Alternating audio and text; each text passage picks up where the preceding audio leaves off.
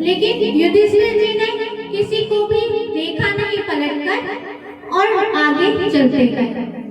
चलते चलते जैसे ही स्वर्ग के शिखर पर पहुंचे, वहां पर उन्हें इंद्र मिले। विमान लेकर आए इंद्र ने कहा कि धर्मराज युधिष्ठिर, अब आप स्वर्ग में पधार गए हैं, इसीलिए अब आप विमान पर सवार हो जाइए।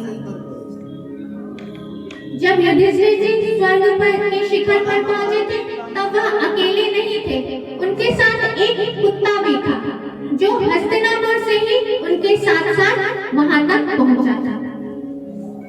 युधिष्ठिर जी ने कहा कि मैं इस कुत्ते को भी स्वर्ग में लेकर चलूंगा, इसे भी लेकर चलिए। इंद्र ने कहा कि कुत्ते स्वर्ग में नहीं जा सकते हैं, इसने मेरा दर्शन कर लिया, यही इसके लिए बहुत है। युधिष्ठिर जी ने कहा कि यह मेरा आश्रित है, इसका मैं त्याग नहीं कर सकता, क्योंकि आश्रित का त्याग करना अधर्म है। इंद्र ने कहा कि यदि यह स्वर्ग वही जा सकते हैं जो पुण्यात्मा होते हैं,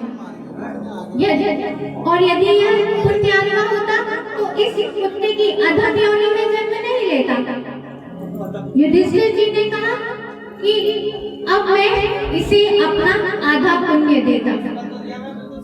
जैसे ही युधिष्ठिर जी ने अपना यह वचन बोला कि मैं इसे अपना आधा पुण्य देता हूँ, उस कुत्ते में से स्वयं साक्षात धर्मराज प्रकट हो गए और प्रसन्न हो गए, और उन्होंने कहा कि युधिष्ठिर जी, हम आपके इस धर्म से बहुत ही प्रसन्न हैं। युधिष्ठिर जी ने कहा कि मैं आप लोगों से आपसे यह निवेदन करता हूँ कि द्रौपदी और मेरे चारों भाइयों को भी स्वर्ग की प्राप्ति हो। इंद्र ने कहा कि वह आपके पहले ही स्वर्ग में पहुंच चुके।